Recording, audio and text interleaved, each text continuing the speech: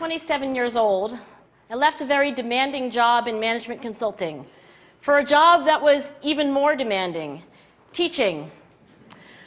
I went to teach 7th graders math in the New York City public schools. And like any teacher, I made quizzes and tests, I gave out homework assignments. When the work came back, I calculated grades. What struck me was that IQ was not the only difference between my best and my worst students. Some of my strongest performers did not have stratospheric IQ scores. Some of my smartest kids weren't doing so well. And that got me thinking. The kinds of things you need to learn in 7th grade math, sure, they're hard. Ratios, decimals, the area of a parallelogram. But these concepts are not impossible. And I was firmly convinced that every one of my students could learn the material if they worked hard and long enough. After several more years of teaching, I came to the conclusion that what we need in education is a much better understanding of students and learning from a motivational perspective, from a psychological perspective. In education, the one thing we know how to measure best is IQ.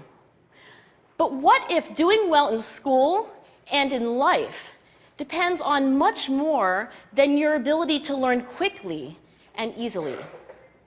So I left the classroom and I went to graduate school to become a psychologist. I started studying kids and adults in all kinds of super challenging settings. And in every study, my question was, who is successful here and why?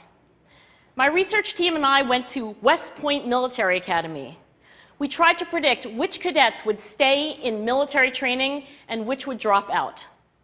We went to the National Spelling Bee and tried to predict which children would advance farthest in competition. We studied rookie teachers working in really tough neighborhoods, asking which teachers are still going to be here in teaching by the end of the school year. And of those, who will be the most effective at improving learning outcomes for their students? We partnered with private companies asking which of these salespeople is going to keep their jobs and who's going to earn the most money. In all those very different contexts, one characteristic emerged as a significant predictor of success. And it wasn't social intelligence, it wasn't good looks, physical health, and it wasn't IQ. It was grit. Grit is passion and perseverance for very long-term goals. Grit is having stamina. Grit is sticking with your future, day in, day out, not just for the week, not just for the month, but for years, and working really hard to make that future a reality. Grit is living life like it's a marathon, not a sprint. A few years ago, I started studying grit in the Chicago public schools. I asked thousands of high school juniors to take grit questionnaires, and then waited around more than a year to see who would graduate. Turns out that grittier kids were significantly more likely to graduate, even when I matched them on every characteristic I could measure, things like family income, standardized achievement test scores, even how safe kids felt when they were at school. So it's not just at West Point or the National Spelling Bee that grit matters, it's also in school, especially for kids at risk for dropping out. To me, the most shocking thing about grit is how little we know, how little science knows about building it. Every day, parents and teachers ask me, how do I build grit in kids? What do I do to teach kids a solid work ethic? How do I keep them motivated for the long run?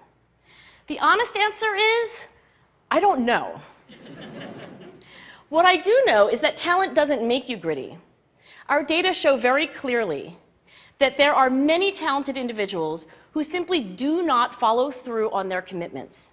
In fact, in our data, grit is usually unrelated or even inversely related to measures of talent. So far, the best idea I've heard about building grit in kids is something called growth mindset. This is an idea developed at Stanford University by Carol Dweck, and it is the belief that the ability to learn is not fixed, that it can change with your effort.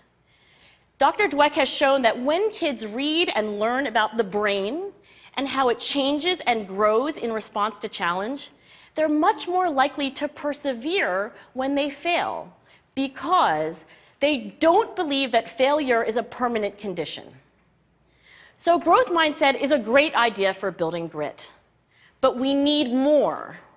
And that's where I'm going to end my remarks, because that's where we are. That's the work that stands before us. We need to take our best ideas, our strongest intuitions, and we need to test them. We need to measure whether we've been successful, and we have to be willing to fail, to be wrong, to start over again with lessons learned.